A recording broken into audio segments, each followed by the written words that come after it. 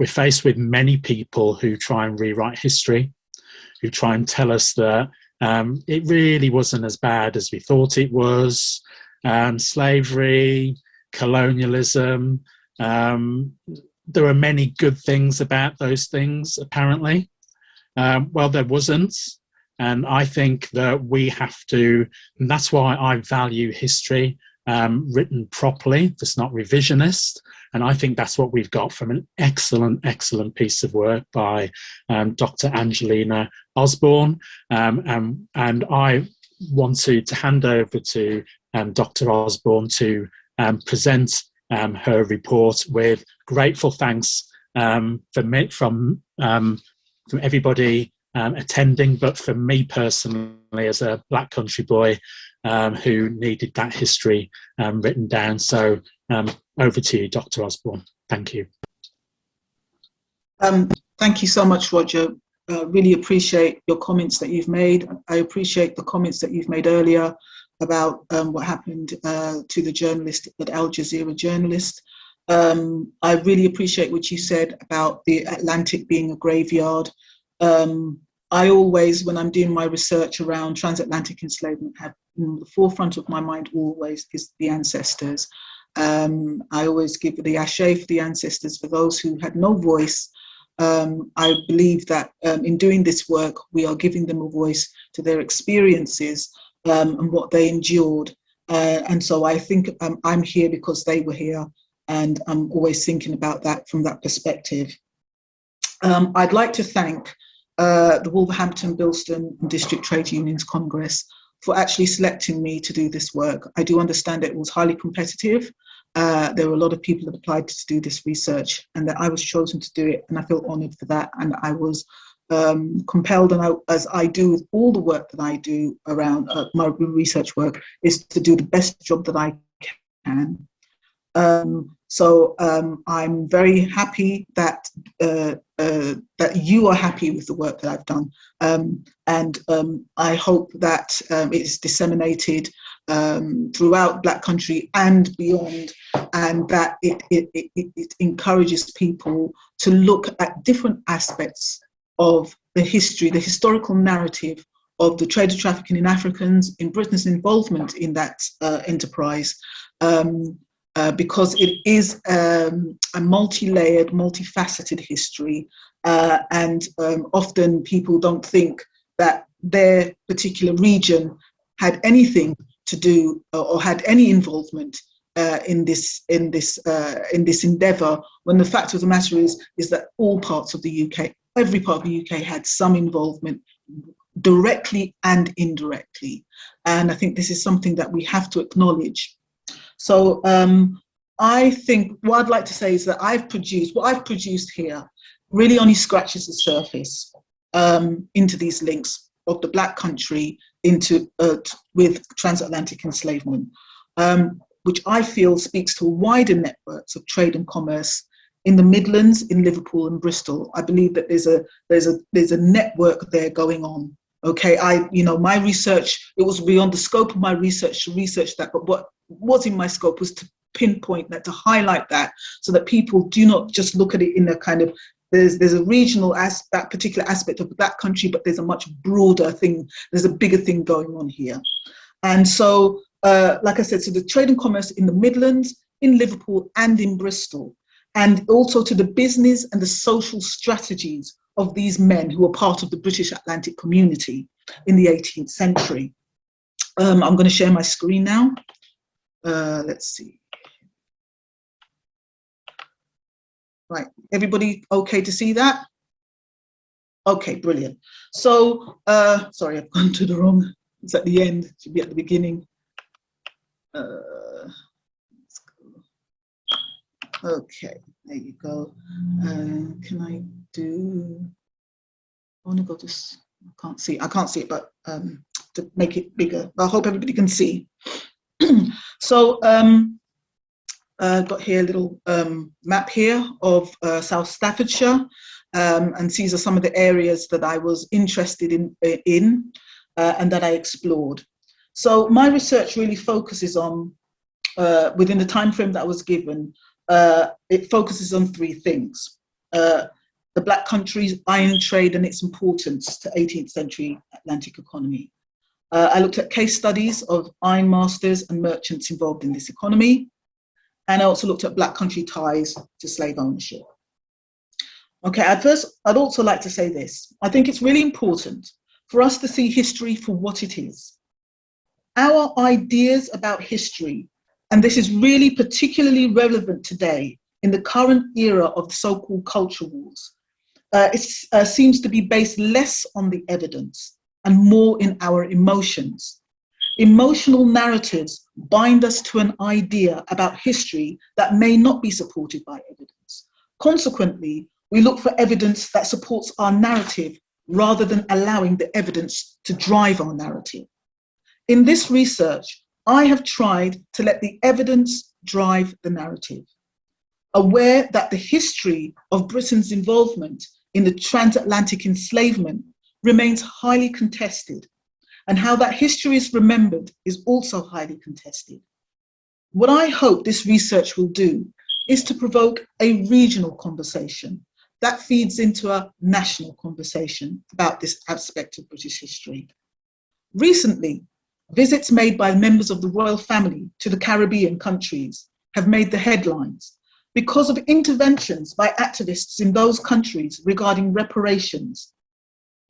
These activists argue that the responsibility for the terrible effects of slavery across generations of African Caribbean people, including the destruction of hereditary identity and the social and economic ills that these countries currently experience, lay with British government.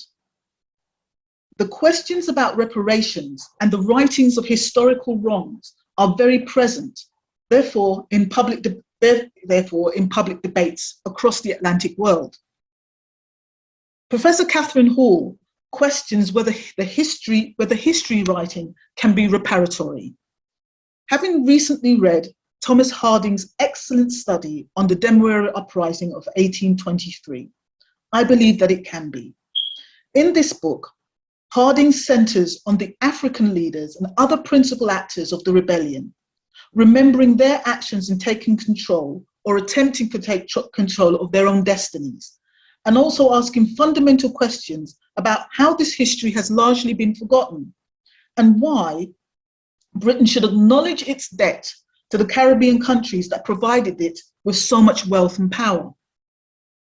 My small research report is really just a stepping stone to encouraging a much more in-depth work, as I believe that there is much more to be discovered if we know where to look.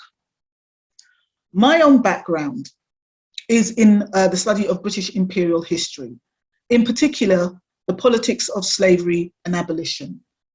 I'm particularly interested in the counter-campaign. This is what my doctoral thesis was on, the counter-campaign by the West India Committee, which was an 18th century lobbying group comprising of merchants trading to the West Indies, plantation owners, slave owners, and colonial agents, how they approached and dealt with the campaign to abolish the slave trade and later slavery. So I'm also a lecturer in the history of Black people in Britain from the 16th century to present day. So this is a very interesting topic for me. And I've been conscious of the work also being done by the National Trust and English Heritage on identifying slavery links in the properties under their management and care. Exploring these links in the built environment is actually quite recent. I may be wrong, and if there's anybody in the audience who can correct me, I believe this really sort of started around 2007 when the bicentenary of the Act to abolish the transatlantic slave trade was being commemorated. I could say many things about that particular event. In particular, its revealing of the highly contestable nature and how the cultural and historical amnesia of Britain to its role in enslavement. There's lots to be said about that, but that's for another discussion. But in that period, certainly English Heritage, I was part of that, some of that work. They were looking at the built environment and looking at their country houses and its links to transatlantic enslavement. So I already knew something about so-called slave trade as it's often described, and the Midlands. I had some understanding, particularly that Birmingham was the sort of largest gun manufacturer in terms of these guns being shipped from Birmingham to the African coast in exchange for, they were being exchanged for captured and enslaved Africans. I was also aware of people like the Galton farmers, the biggest gun manufacturers in Birmingham. I was also conscious of the fact that I think Joseph Chamberlain was the colonial secretary. And so, you know, I had a little bit of a sort of grounding in that history in the first instance. So what I subsequently discovered doing this research was that the gun parts were made in the Black Country by gun makers. So different parts of the guns made out of metal. They were the sort of what they call the gun locks and the barrels. And this initial research was done by a gentleman called W.A. Richards in the 1970s through his study on Galton and Farmer, who was, as I said, the leading gun manufacturers, who acted as the organizers and the controllers of hundreds of small specialist workshops throughout the Black Country, in Darlaston, Wednesbury, Smethwick, and Wolverhampton, and parts of Bromwich, West Bromwich. In my research, I note also that there's Galton Bridge. Well, why is it named Galton Bridge? Well, because Galtons were, you know, investing and putting so much money into that area. Guntop Hill, Guns Village, all of these names are as a consequence of the amount of money that was being generated through the sale of these guns. Guns that were being sold on the African coast. So I started, like most historians do, by looking at what research had already been done by other historians on the subject. What is the current historiography? What's the current scholarship on the history of Black Country links to slavery, the iron industry? Okay, so I have to give a big shout out to Simon Briarcliffe, who I believe is in the audience. It was his blog that kind of got me started. You know, you do a bit of online research and you try and find out first if anybody's put up a thesis or some kind of writing up about this topic. And he had written a little series of slavery in the Black Country, which actually was kind of like a bit of a jumping point off for me. So I've acknowledged him in the report, and I'll give him thanks and acknowledge his work, the work that he's done. So it was a starting point with me. So I started that initial online research, and he had actually mentioned W.A. Richards' article. I got a copy of the article. They were very kind. Black Countrymen sent me an actual copy. And then I kind of got a copy. I requested a copy of his thesis. He did an MA thesis in 1972 about the gun manufacture. And there's a big chapter, a couple of chapters that he talks about the link to the Black Country, specifically these little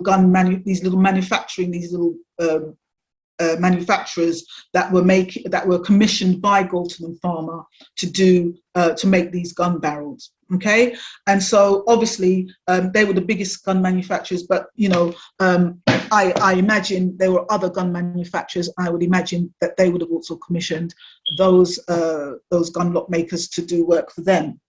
So this really kind of was the beginning of the construction of what I eventually produced, the report that you've now see in its final form.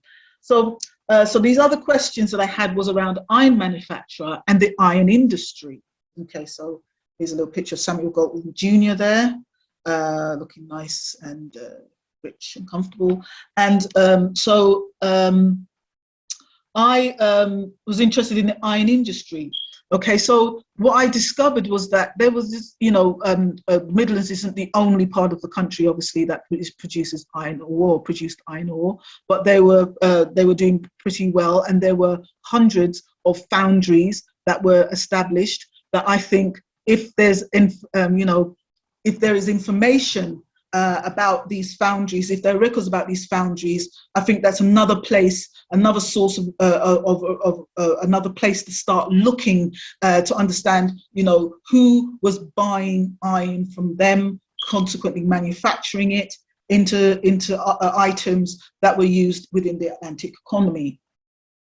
So I learned that the West Midlands was the region with the largest deposits of ore from 1700 onwards. So there's this burgeoning market for iron products as transatlantic enslavement transforms the Atlantic world, which also led me to think about and question what other forms of economies were being created because of the trade and trafficking in African people to the Americas. So what things are required, for example, to cultivate sugarcane, tobacco, cotton? You need farming implements like hoes, spades, hammers, cutlasses, machetes, what they call the edge tool trade. And the port of Bristol, I learned, provided ironmongers and manufacturers with access to the growing markets for English metalware. Okay, so the population of the plantations in America and the West Indies was 300,000 in 1700. And by 1776, there were 3 million enslaved. Okay, if we can put that into perspective, in the mid 18th century, the population of Britain was 5 million. Okay, 5 million people. Okay, so so this purchasing power is exploding. I can't imagine that people weren't trying to get in on this. Okay, I'm fairly certain, but it's about identifying who these people were. And I think that another place that we need to look at is those who have left records behind: Bristol merchants, Liverpool merchants. Okay, instead of looking perhaps at what were they exporting. Okay, what were they exporting to the Caribbean? What were they exporting to Africa? Okay, and who were they doing businesses? Where were they getting the iron from? Who was providing them with the iron? So I've learned about this thing called voyage iron. Now, voyage iron was iron that was sent to Africa in slaving vessels as a means of currency. Okay, so it was used in exchange for captured African people. Okay, again, as I said, where's this iron coming from? Who were the slaving merchants involved in sending iron to Africa? So I discovered William Davenport and Co. is one of those very people. Okay, he's exporting huge amounts of iron to Africa on his slaving voyages. And is it possible that this iron, or some of it, was coming from Staffordshire? Certainly, I learned a great amount of it was coming from Sweden and other Baltic countries, but I can't imagine that Britain would allow, as capitalism is growing and growing, would allow just Sweden to be the only exporters of iron. As I said earlier, by 1700, they were doing pretty well in terms of producing iron ore. So again, the question is, who was supplying him the iron? Okay, in his letterbooks, I would imagine you would perhaps find the answer to that. So iron, as historian James Walvin has written, was needed for shipbuilding, processing equipment such as copper stills, rollers for crushing sugarcane. I noted that Mad Jack, John Wilkinson, known as Iron Mad Jack, his father had developed a patent for sugarcane rollers, crushers. Okay, again, this is a technology that was highly sought after, very important in the Caribbean. Okay, who's making it? Certainly not just John Wilkinson's father, not just John Wilkinson, but surely who else is providing that? So there are lots and lots of questions. Okay, other in construction, you've got nails, rivets, hinges are also needed, okay, to help with building houses. So on slaving voyages, for example, chains and shackles are needed for restraints, handcuffs, leg irons, manacles, thumb screws, and without them, no slaving ship or expedition would have been successful. So we need to kind of dig into who was manufacturing these chains. I'm still you know, that you find a little glimmer here and glimmer there. For example, I found, it's in the report, John Shaw, I think it's Thomas Pearson or John Shaw, was in one of his letter books, he's got bright slave collars that he was selling. But again, I can't imagine he was the only person that was selling these things. Actually, you know, when you hear something and it sort of pricks your ears up. I was watching a documentary yesterday, and they said that Quakers were very much involved in the chain making business. Again, I don't know if there were lots of Quakers living in the West Midlands. So that's also an avenue that's definitely worth pursuing. So, as I said, one of the ironmasters, now John Wilkinson, he wasn't a native to the Black Country, but he was the person who established the first furnace in the Bilston district. Okay, and he was a hugely successful iron master who was said again often in my readings there was lots of things that very euphemistic terms, like he was involved in providing ships for private trading, and that often means slave trading. Again, that needs to be sort of established as fact. As I said, I'm driven by the evidence, but I think that he, a lot of his associates had lots of business in the Caribbean, in Tobago, in Trinidad, and in other St. Kitts. So he had a lot of associates. So, that's again an avenue worth pursuing. Sorry, I haven't spelled his name right. It's supposed to be John William Ward, the Earl of Dudley. I looked up, did some research on him as a slave-owning links, and John Shaw. Sorry, I've gotten it wrong. Beg your pardon. Sorry, bear with me. Not the note here. Yeah.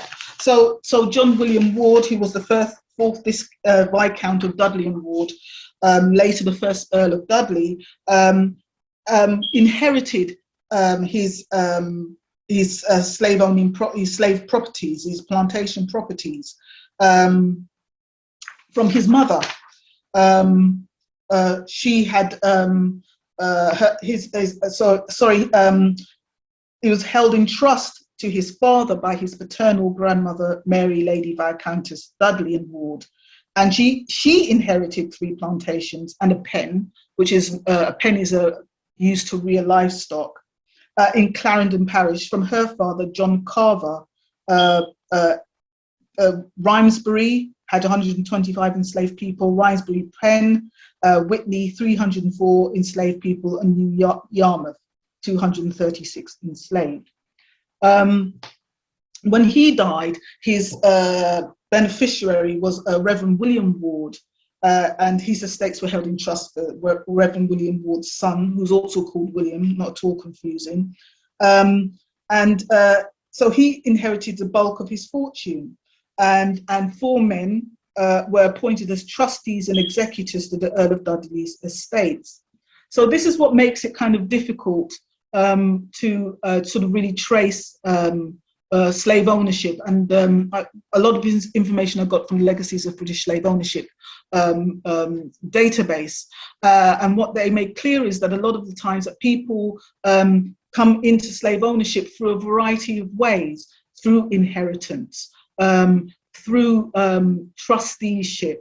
For example, if somebody can no longer maintain their plantation, they often sell it on to somebody else. And that's certainly the case with, I think, the Earl of, bear with me, it was, I think, the case with the Duke of Cleveland. Not Earl Darlington, sorry. Second Earl Talbot. Okay, he became friends and brother-in-law to Rose Price, who owned Worthy Park in Jamaica. And as he began losing money because the plantation was losing money, he steps in. Charles Chetwynd Talbot steps in and helps to help him with his bills and loss of money, and so he subsequently becomes involved in slave ownership. So there's all these kind of complex ways that people become involved in slave ownership, and this is what the Legacies of British Slave Ownership database and its accompanying project is revealing to us. It's revealing the length and the breadth of slave ownership. It's absolutely fascinating to understand. So one of the things that I did, and I know it's not very clear here, is that I did a sort of search, and under my search, one of my search terms, my keyword terms, was really just I put in Staffordshire and I put in Worcester, and I got a whole bunch of names that kind of popped up. Okay, and I'd just like to talk about them a little bit because it's really interesting. And I'll just talk about a couple of people. Like, for example, there's a guy called Charles Adams who dies in 1835. He gets compensation for one enslaved person, okay, one. But he went and he made sure he made that claim. For that person, that enslaved person, he received £74, 2 shillings and 6 pence. Okay, and a lot of it comes from like the top. Like you'll have somebody like John Gladstone who got, I don't know, hundreds of thousands of pounds for his enslaved people in Guyana and in Jamaica, to somebody like Charles Adams who gets £74 for these singular person who's working for him, and the money, somebody is collecting that money. Okay, that person is being probably loaned out to work for different people, is being made money for doing whatever work it is. It could be absolutely anything. It could be a blacksmith, it could be a seamstress, she could be a wet nurse, she's getting money for that work, for what she's doing. She's not getting the money's going to Charles Adams. Somebody's collecting that money and sending it back to England for him. So he obviously felt that it was really important for him to get his compensation. And then the question then you're asked is, what did he do with the money? Certainly £74 in 1833 is a significant amount of money. Then you have somebody like the first person, Charles Ash a Court, Esquire, had 174 enslaved people in a plantation called Lambert's in St Kitts, for which he receives nearly £2,944, 4 shillings and 6 pence. He shares this compensation with about three other individuals. All had made claim to the compensation. He obviously had a number of plantations for which he made several unsuccessful claims. So there's a couple of others that are there that I pointed out because they were interesting, because I found one, for example, Sir Reynold Abel Alleyne, second baronet, had a plantation called three plantations, River, Bordens and Cabbage Tree Hall, for which he received £8,370. And he owned a place called Nuttall House. Okay, so I looked up Nuttall House to see whether it still stands. Certainly from 1986 to 1992, it was a residential home called The Towers. So if anybody knows if that's still standing, or it was demolished and new homes were built on top of it, that's the interesting thing that I discovered. Okay, so there is so much in terms of what the slave compensation records can tell you about the individuals and companies that made claims for their so-called loss of property. And it's also important to also remember that enslaved Africans they didn't receive anything. Okay, they didn't receive anything, nothing out of this £20 million that was raised by the British government to compensate British slave owners for their loss of property, human property. And you may remember, I think 3 or 4 years ago, that the Treasury put out a little tweet, a little Friday fun fact about how that money, that £20 million, was finally paid off in 2015. And that essentially means that you and I, and certainly people who are descendants of enslaved people, were paying for, paid for through our taxes for slave owners to be compensated for their loss of property. The irony is absolutely tremendous. And it also tells us how little the Treasury, or how little Britain really understands its history, because certainly they didn't even consider the fact that enslaved people received absolutely nothing, and wanting to celebrate the fact that so-called you helped to enslave you. Well, let's not forget that if that they were calling for compensation, and that was the only thing, that was the deal, that had to be, that they had to be compensated. So this is another aspect that we have to be mindful of. So yes, there was certainly there was a campaign, a humanitarian campaign. Yes, there was certainly enslaved African workers rebelling and fighting for their liberation in the Caribbean. Those are for me, certainly what was going on in the Caribbean, extraordinarily, extremely important and valuable, more than a bunch of slave owners saying we want money, we want to be compensated for our loss of property. Okay, and for it to be misinterpreted as being something quite generous and benign to help end slavery. So, in closing, I would just like to say I did a lot of research in terms of secondary research. There were all these papers, again, not speaking specifically to what they were doing, because you're talking about a particular moment in time. You're talking about the 18th century, okay, and we know that the 18th century was the moment where where transatlantic enslavement was so pervasive, was enriching this country, was being supported by government and political structures. And in a lot of the writings, certainly in some of the writings on the Black Country iron trade that was written in the 1950s, there is no reference to what it was they were making, or who they were providing iron to, or what was being made by this iron. So there's this huge kind of just a sort of bit of a big blank. And I've put up a couple of companies that I came across in the work by W.K. V. Gale, who was writing in 1943, and he writes of who are the pioneers, the 18th century pioneers in the Black Country around the iron trade.